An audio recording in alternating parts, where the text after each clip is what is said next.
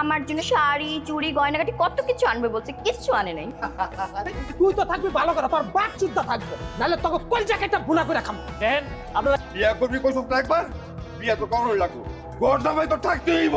আমি দুজন রে বিয়াটা দিয়া দিলে ভালো হয়, মনটা একটু নরম। আচ্ছা যা তোরা সব বোনরা মিলে যায় ওই সামনের কাছারি ঘরটা আছে সুন্দর। আমার ঘর বাদ দাও, তুমি এক কাজ করো, তুমি বড় বাবুর ঘরে থাকতে দাও। বড় বাবু তো এমনিও বাড়িতে নাই। আম্মা আপনি এটা কি করলেন?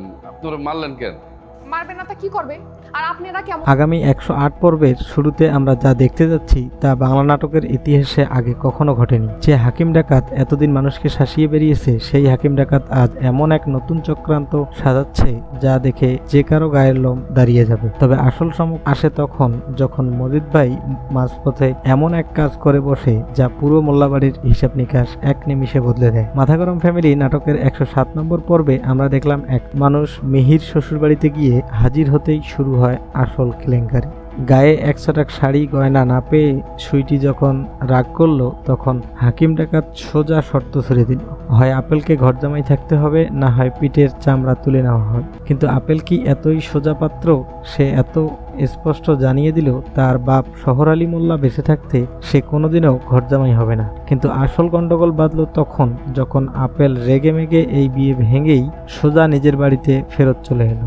ঘরে পা রাখা মাত্রই মায়েরা যেমন হাত চালায়, আপেলের কপালেও জুটল ধুমধাম থাপ্পড়। কিন্তু সত্যটা যখন সবাই জানতে পারলো যে বংশের মান সম্মান বাঁচাতে আপেল ঘরজামাই না হওয়ার সিদ্ধান্ত নিয়েছে, তখন কিন্তু মোল্লাবাড়ির সবকটি সদস্যের চোখ চরম হাস্য রহস্যময় নাটকীয় মোড়। ভেবেছিলেন আপেল এবার শান্তিতে বিয়ে করে বউ ঘরে আন, কিন্তু না, আপেল তার মনের মানুষ মিহির শ্বশুরবাড়িতে গিয়ে হাজির হতেই শুরু হয় আসল কেলেঙ্কারি।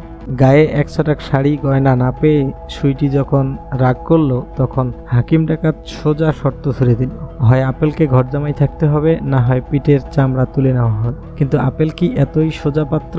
সে এত স্পষ্ট জানিয়ে দিল তার বাপ শহর আলী মোল্লা বেঁচে থাকতে সে কোনোদিনও ঘর জামাই হবে না। কিন্তু আসল গন্ডগোল বাঁধল তখন যখন আপেল রেগে মেগে এই বিয়ে ভেঙেই সোজা নিজের বাড়িতে ফেরত চলে এলো।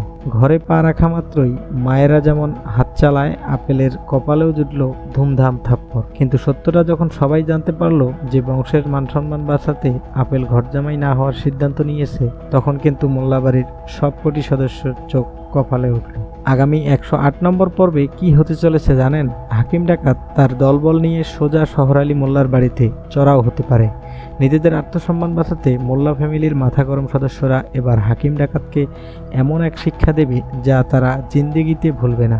আর এদিকে যদি মজিদ ভাই তার বুদ্ধির জোর দেখায়, তবে আগামী পর্বেই আপেল আর সুইটির সম্পর্কের মোড় এক নতুন দিকে ঘুরবে এবং রেস্ট্রি ছাড়াই হয়তো তাদের এক নতুন সারপ্রাইজ দেখা যাবে। তাহলে আপনার কি ধারণা? আপেল কি শেষ পর্যন্ত সুইটিকে নিজের বাড়িতে বউ করে আনতে পারবে, নাকি হাকিম ডাকাতের হুমকিতে মোল্লা ফ্যামিলির সবাই ঘর ছেড়ে পালাবে? আপনার মতামত ও প্রেডিকশন অবশ্যই আমাদের কমেন্টে লিখে জানাবেন। আজকের এই ধামাকা ড্রামা রিভিউ যদি আপনাদের ভালো লেগে থাকে তবে ভিডিওটিতে একটি লাইক দিন, কমেন্ট করুন এবং চ্যানেলটিতে সাবস্ক্রাইব করে বেল আইকন বাজিয়ে রাখুন যাতে পরবর্তী নাটকের আপডেট আপনার মিস না হয়। ধন্যবাদ।